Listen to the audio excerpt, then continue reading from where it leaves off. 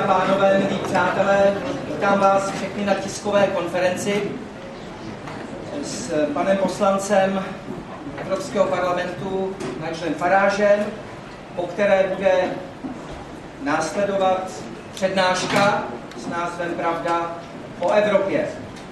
Přítomné novináře samozřejmě srdečně zveme i na tu vlastní přednášku, protože jistě nebude dostatek času na zodpovězení všech případných dotazů během těch několika minut, které pro tu tiskovou konferenci máme k dispozici. Pan Nigel Farage je čelným představitelem britské strany UKIP, strany za nezávislost Velké Británie, a je velmi známým kritikem Evropské unie jako poslanec Evropského parlamentu, kde působí od roku 1999. Je, jak říkám, asi nejznámějším oponentem evropské integrace, integračního procesu.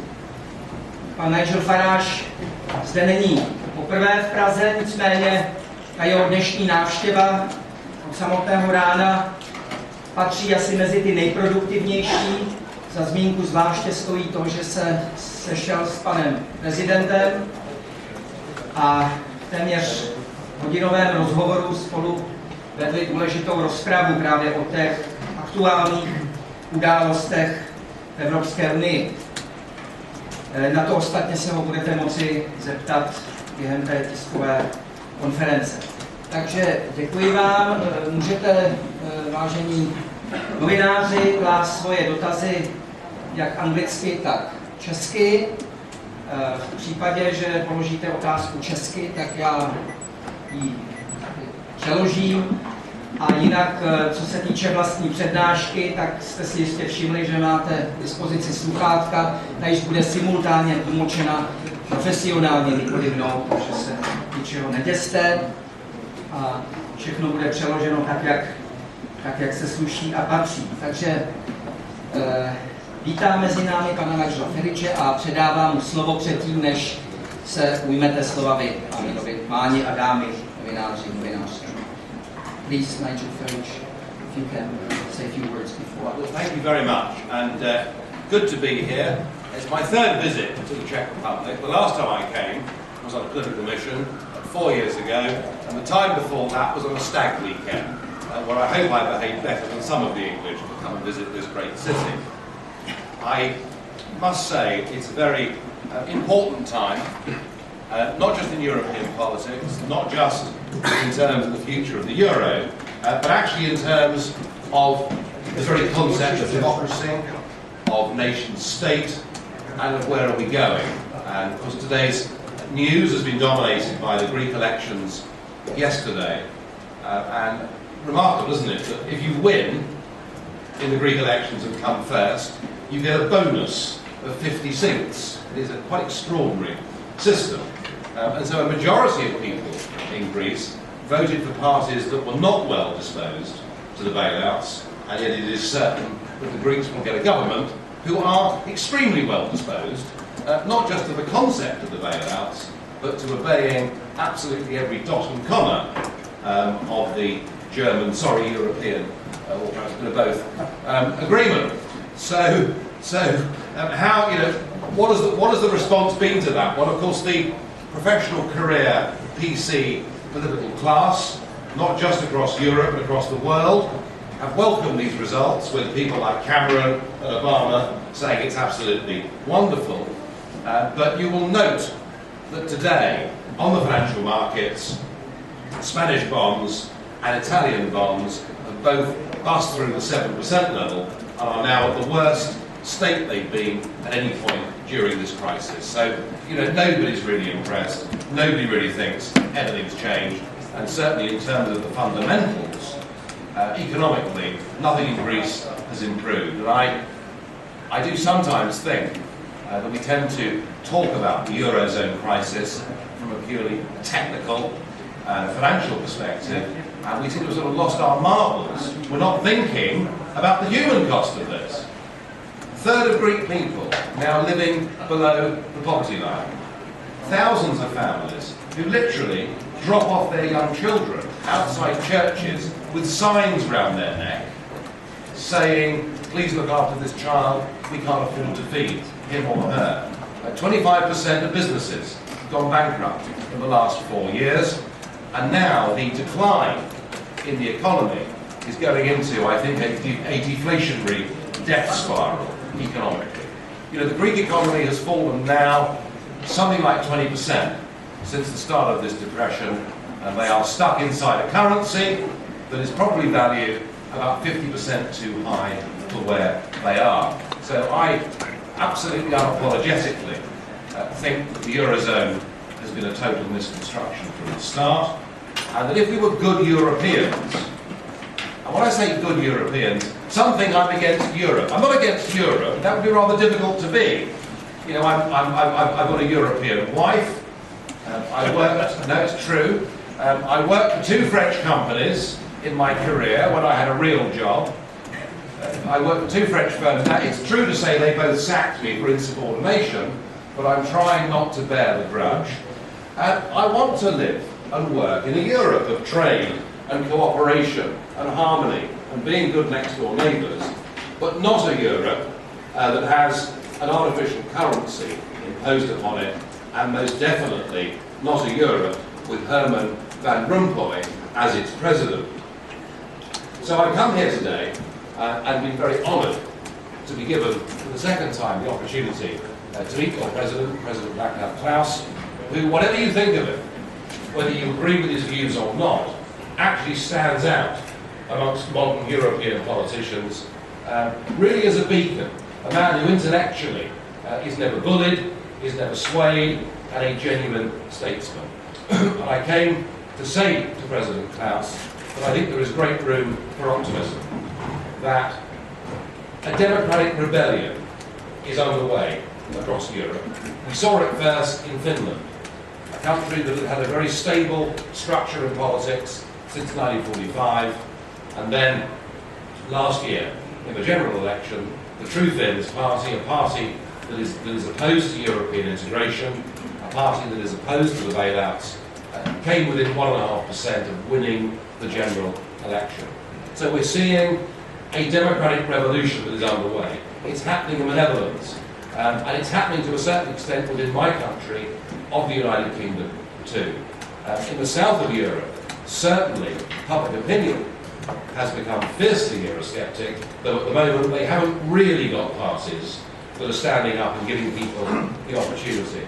So my message to President Klaus is, from the European Parliament, albeit I accept that I may be in a minority position there, but my message is that right across Europe, people are waking up to what has been done in their name. And what has been done in their name is their ability, through the ballot box, to determine their own futures has been taken away from them. Because now, most of our law is made for the institutions of the European Union.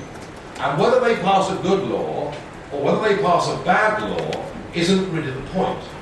The whole point about general elections is that you start with a clean sheet. You should be able, in general elections, to vote for a government that is able to undo everything the previous government did, if it chooses to do so. That's the whole point of voting, of changing governments. With a European directive, it doesn't matter what the Czech electorate say, or the British electorate say, because there is nothing you as voters can do to change any of those laws. And actually, you can't be the masters of your own destiny. So, my chief message is one of hope. People realise what has been done in their name. They realise they've been signed up to a project that wants to become a United States of Europe, and they are rebelling against it. And I also told President Klaus that I'm perhaps quite well known for having rebelled against the system from within the European Parliament, and that I'm going to go on doing so, encouraged by the growth in opposition to this project that I see right across the continent. Thank you. Thank you, Mr. Farage, for your introductory remarks. Now we can take a few questions, but only please from the press, not from the other visitors, because there will be time, a special time for your questions after the talk. So now please, the press, if you have any questions. Mr. Farage, please. Michal Musek, Právo Daily.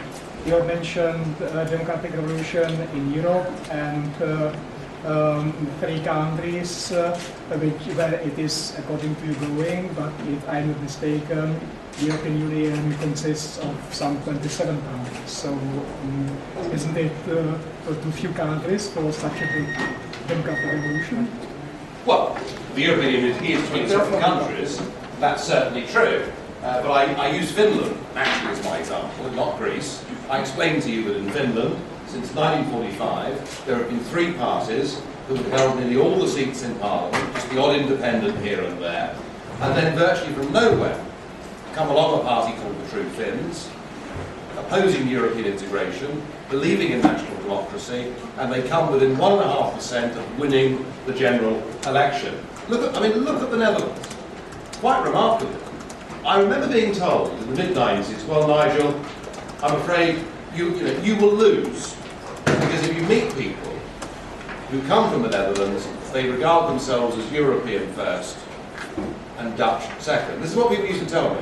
Look at that country now. Look at the referendum they had on the EU constitution, where 2/3 of them gave a big Eurosceptic no. Look at the fact that on the right and the left in the Netherlands, there is real opposition to their membership of the European Union on its current terms. So they're just 2 examples. We've seen the rise in France of Euroscepticism. We're certainly seeing the rise of Euroscepticism in Britain. And I mean, yesterday, there was open speculation on national television that my party could win the next European elections. So, right across the north of Europe, we're seeing change, and I think there is optimism and reason to feel that that change will spread to the rest of Europe. But can I please just make one more point? There is a very common mistake that gets made, and it's this. It's a feeling that being opposed to this undemocratic European state is somehow a right-wing idea. Now, I was a supporter of Margaret Thatcher. I was a member of the Conservative Party. I'm an economic liberal. And I guess all of that puts me to the right of the political spectrum. But whether you believe in democracy, whether you believe in your own nation state governing its own affairs, is not a right-wing or a left-wing concept. Democracy is actually there for people from right across the spectrum. And I think don't underestimate the left in Europe. I think we may well see much of the left go back to their original democratic roots, and we'll see left-wing parties opposing the European Union as well. And I look forward to the day when, in the United Kingdom, I can have bitter arguments with socialists, and we can disagree on economics and all sorts of things, but confident in knowing that at least we will have the ability and the right to disagree and to settle these issues in general elections, and that our own government, if it gets it wrong, we can sack them and reverse all their legislation. And that does not exist in this European Union today. Další otázka? Jestli nikdo jiný se hlásí z přítomných novinářů, tak jestli ne, tak zatím pan Musek. So you have mentioned the signals or the occurrences of Euroscepticism in Europe, but it's one thing, and in my view, democratic revolution is quite another thing. So even if you can show some examples of successes of Eurosceptic parties, it doesn't prove any huge democratic movement within Europe. Well, I'm sorry, I mean, if I take the example of my party, which started, with a dozen people sitting in a pub somewhere off the Strand in London, thinking, what on earth are we going to do? And setting this party up and being mocked and derided, not just for who we were as people, but for everything we stood for, because we challenged a consensus that had not been challenged in Britain for 25 years. And certainly, not just UKIP, but Eurosceptic thinking in Britain in those days was what I would call a minority sport. You know, I mean, very, very few people thought there was much of a threat to it. And now in the opinion polls in Britain, 2/3 of Britons will vote in a referendum to leave the EU tomorrow and replace it with a genuine free trade agreement. We came in the last European elections second across the entire United Kingdom. There is speculation that indeed we could come first in 2014.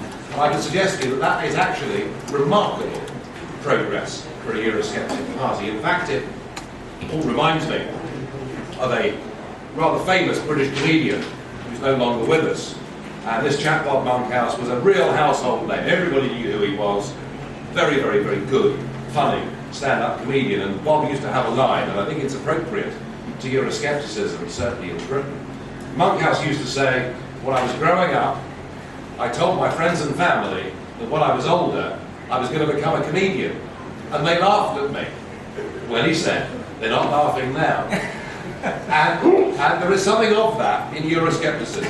You know, we now represent the clear mainstream majority view amongst the population, if not amongst our current political classes. And my argument, sir, is that that gap between how the people feel and where the political class are is getting so wide that at some point something very dramatic is going to happen. We have time for 2 more questions from the press. If you were to pick one political party in Czech Republic which would suit you the best, which one would it be? I'll give you that answer before the European elections of 2014. But what I would say is this, that there was a Czech party that used to say it was very Eurosceptic, but since they've gone to Brussels and been picked up at the airport in the smart Mercedes and gone to all the champagne receptions and earned money that is much higher, I think, than any of them would have earned if they stayed in Prague. And I'm struck how much less Eurosceptic they are now than they were then. And therefore we need something fresh, strong and new to pose a real challenge in those Euro elections of 2014. And once that process, once that agglomeration of different groups has happened, I'll be pleased to answer the question. Last question. Mr. Farage, Czech President Václav Klaus recently speaks a lot about world governance, which he considers as the continuation of European government. Do you share this view? This is view that Europe is a model for future world government, and that this world government will be undemocratic and, to say, totalitarian. Well, I mean, certainly there are people who argue that a single currency within Europe would mean that there was no difficulty in exchanging money, there was no risk, no transaction risk or cost, and that the logic of that argument is that if you do it for Europe, perhaps you can do it for the whole of the world. So there are people out there who believe in global government.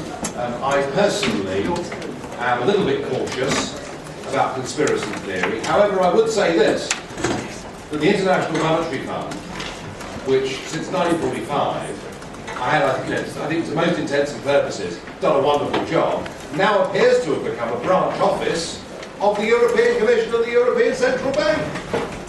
I mean, they had this Dominic Strauss-Kahn fellow running it, who got into a bit of trouble, but he clearly thought the IMF was there just to bail out Eurozone countries, and when he got booted out, he was replaced by Christine Lagarde, another French federalist, another fellow architect of this Euro failure, and everyone's being told they must keep pumping money into the IMF to shore up a currency that is going to bust anyway.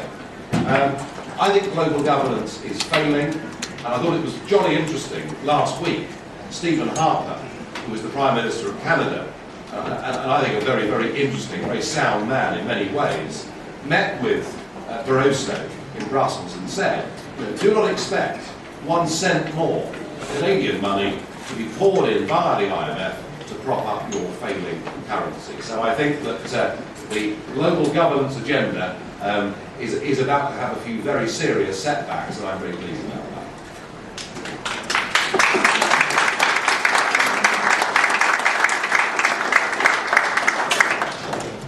Thank you very much. We'll have a 5-minute break before the talk starts.